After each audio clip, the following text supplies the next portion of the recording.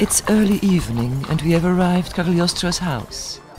I have been given a lovely room in the street side with beautiful furniture and a large fireplace where the fire has been lit for me. I have just returned from seeing the Count. Our conversation was hesitant, though not disagreeable.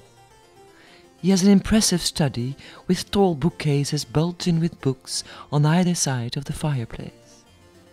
As always, I am struck by his captivating, melodious voice and regret that I am unable to give a fluent cauterie on these occasions.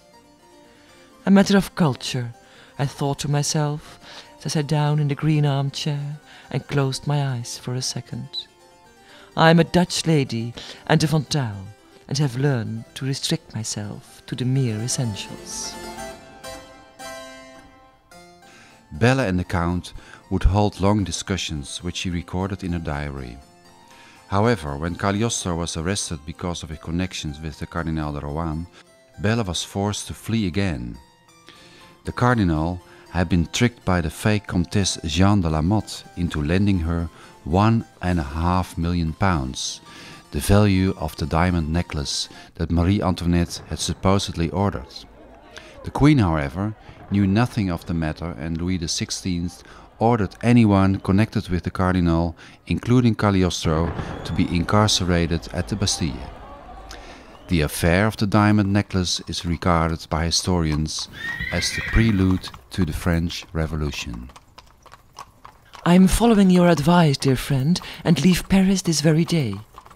Early this morning, the police rushed into the house to arrest Cagliostro. I can take nothing that may incriminate me as one of his acquaintances.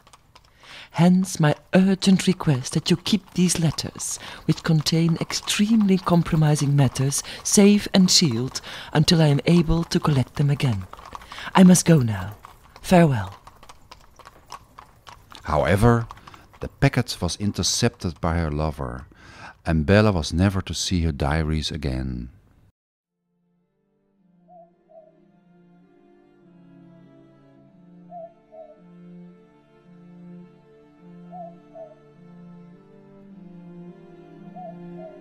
To Charles Jean-Samuel d'Apple.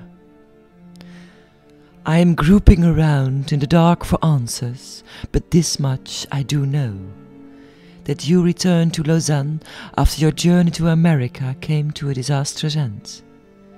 During your journey, you misplaced many of your belongings, including my diaries, no doubt.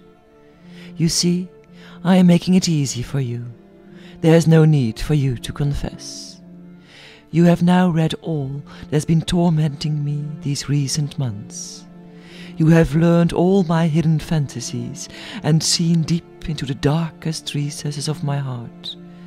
In short, you have dwelt in a place where no man has ever been before or should ever be allowed to enter.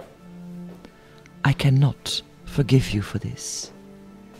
I therefore make one last urgent plea. Burn everything of mine you still possess, and avoid any situation where there may be a danger of us meeting. Do not come anywhere near Colombier. Perhaps one day, when the time has come to lick the wounds that now keep us apart, we can begin writing to each other again. I am taking my leave, but not without thanking you for the music you brought to my life. Perhaps one day I will rediscover the melody that truly echoes all that I have ever felt for you. Adieu, Jean-Samuel. I'm going for my evening stroll behind the house that you know so well, and where in summers past we spent countless wonderful hours together. The sun has almost set and casts one last crimson-red beam onto a single house, a single mountain peak, and lifts it above the encircling darkness for one last moment. Everything has sunk into deep stillness and oblivion, except for the very last glowing ember that keeps burning for the sake of life, for the sake of memory. Adieu. Except for one last trip to Paris, Madame de Charrière lived with her husband and his 2 sisters in Colombier until she died. She composed arias, minuets, and entire operas, which for the most part have since disappeared. She wrote several novels, including 3 Women, various essays on the works of Jean-Jacques Rousseau, and, following the outbreak of the French Revolution, she published many political pamphlets. The young writer and politician Benjamin Constant would pay her the occasional visits. He was a cousin of her first and great love, the Captain Constant d'Hermange, and his visits to Colombier were the only rays of light in her life. But this too came to an end when Constant chose the company of the much younger and much more influential writer, Germaine de Stael. Even so, Belle's final letter, dated 10th December 1805, was addressed to him. I still say that I am dying. My friends refuse to believe me, since I do not appear to be suffering from anything terminal. But for me, the extinguishing of life is tantamount to death. Belle died during the night of 27th December, aged 65. De Charrière was so distraught that he was unable to attend the funeral. Her grave no longer exists. Not even a memorial stone marks the resting place of the greatest female Dutch writer of the 18th century. The old cemetery was buried under a layer of clay and gravel at the beginning of the last century.